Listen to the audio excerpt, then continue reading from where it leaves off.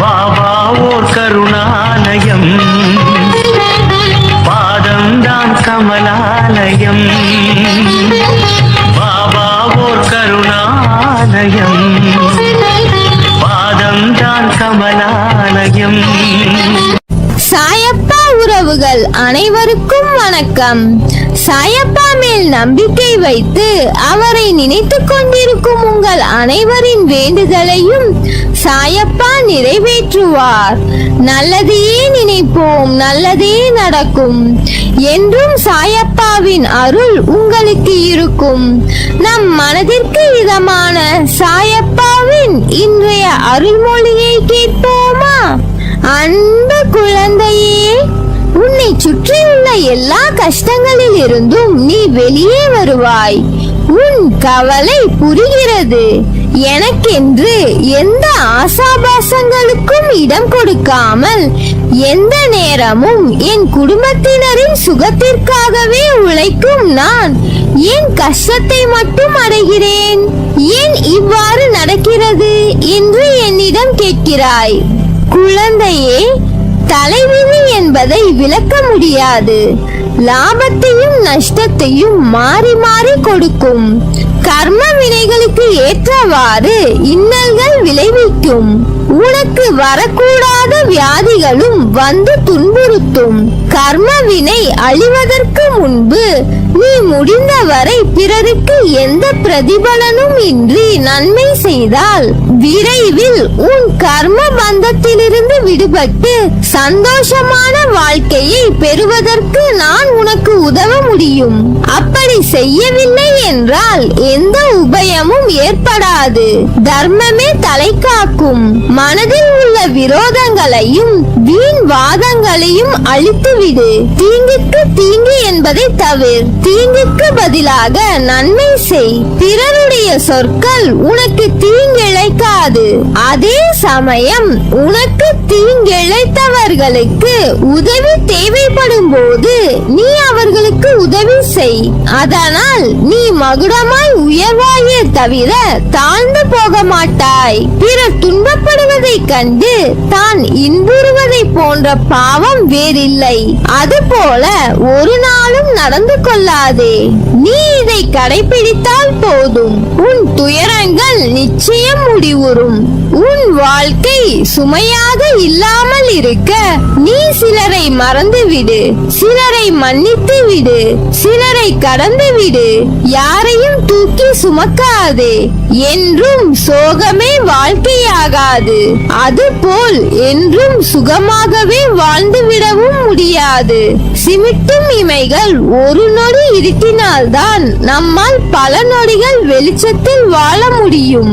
1000 முறை சிந்தியுங்கள், ஒரு முறை முடிவெடுங்கள். அறிவை பெருக்குவதில் பேராசைக்காரனாக இரு. முன்னேற துடிப்பதில் ஆர்வமாய் இரு. முயற்சி செய்வதில் பிடிவாதக்காரனாய் இரு. கர்வம் கொள்வதில் கஞ்சனாக இரு. கவலை கொள்வதில் சோம்பேறியாக இரு. கோபம் கொள்வதில் கருமையாக இரு. கொஞ்சி பேசுவதில் வள்ளலாக இரு.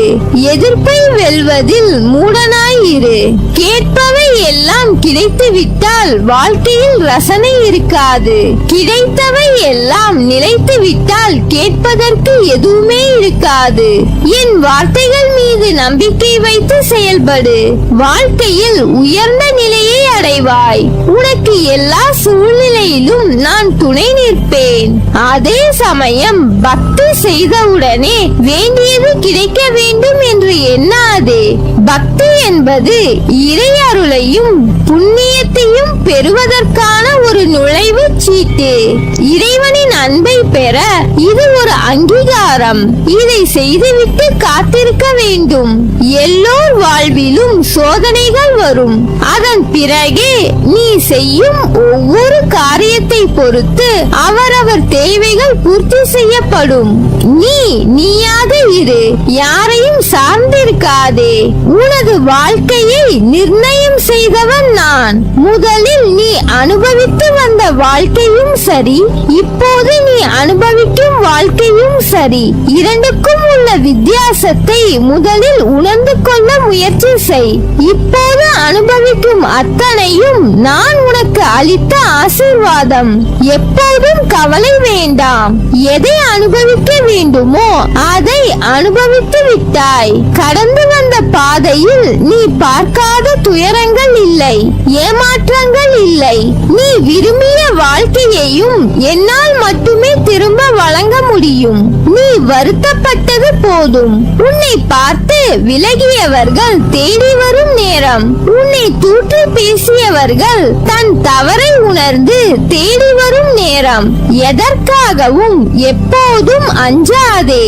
நான் உன் முன்னே அமர்ந்து கொண்டு இருக்கிறேன். உன்னை நாடி வரும் மனிதரையோ உயிரினத்தையோ வரவேற்று உபசரியுங்கள்.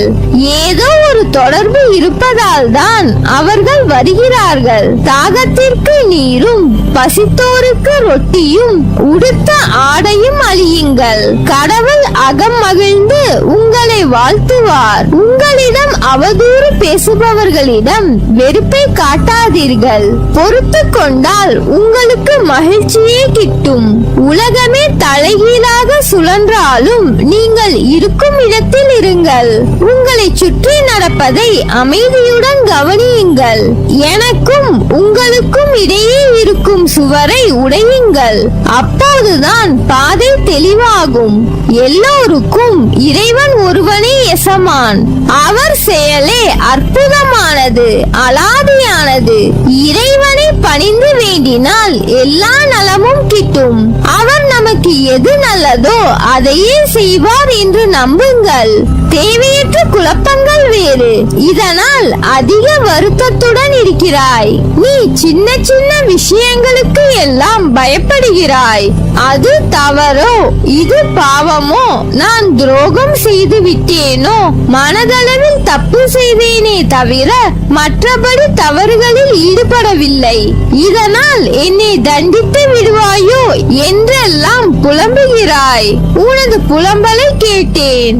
உன்னை எனது வலது கண்ணாக வைத்து பாதுகாக்கிறேன் என்பதை உணர்ந்து கொள்வாயாக. மனசாட்சியோடு போராடும் உனது உள்ளத்தை எனது கோவிலாக கொண்டிருக்கிறேன். உனது எந்த செயலும் தப்பானது அல்ல என்பதுதான் எனது தீர்மானம். எனவே உனது செயல்களுக்கு நீயே உன்னை குற்றவாளியாகவோ தீர்ப்புக்கு உட்படுத்திக் கொள்ள வேண்டாம். செய்தது அனைத்தும் எனக்கு தெரிந்தே நடக்கிறது என்பதை மட்டும் தெரிந்து கொள்வாயாக. நான் இருக்கிறேன். உன்னை தினமும் வழி நடத்தி செல்லும் நான் அனைவரும் வியக்கும் வண்ணம் உன்னை உயர்த்த மாட்டேனா? நிச்சயமாக நடத்தி காட்டுவேன். பொறுத்திருந்து பார். அனைவரிடமும் அன்பாக பேசு, அரவணைத்து பேசு. கோபம் கொடியது. என்னை சரணாகதி அடைந்தால் நான் உன்னை பாதுகாப்பேன். சோதனை காலம் வரும்போது நீ பயப்படாதே, கலங்காதே. இதை புரிந்து கொண்டு நடக்கும் போது எதற்கும் நீ பயப்படாதே. நான் உன்னோடு இருக்கிறேன். நான் உனக்கு ஜெயம் தருவேன். கஷ்டம் வந்தால் துவண்டு போகாதே. அது உன் பூர்வ ஜென்ம கர்மா. இன்பத்தை எவ்வாறு சந்தோஷமாக ஏற்கின்றாயோ அதே போல் கஷ்டங்களையும் மகிழ்ச்சியுடன் ஏற்று என் மீது போட்டுவிடு. நான் பார்த்துக் கொள்கிறேன். கவலைப்படாதே. சோதனையை தருகின்ற நான் அதை தாங்கும் சக்தியையும் தருவேன். உனக்கு பின் இருப்பது நான். உன்னை கைவிட மாட்டேன். இதயமே வெடித்து சிதறிவிடும் அளவுக்கு பாரத்தை சுமந்து கொண்டிருக்கிறாய். ஒன்றை மறந்து விட்டாய். அந்த இதயத்திற்குள் தான் நான் சிம்மாசனம் போட்டு அமர்ந்துள்ளேன். உன் பாபா உனக்கு கூறியது நிச்சயம் நிறைவேற்றுவேன். உன்னை காப்பாற்ற உன்னுடைய பயணத்தில் நானும் பயணிப்பேன். என்றும் அதை மறவாதே. உன் மனம், புத்தி, எதிர்மறை சிந்தனை, பயம், என அத்தனை தேவையில்லாத தோற்றத்தையும் நான் வெளியில் எடுக்கவே இத்தனை நிகழ்வுகள்.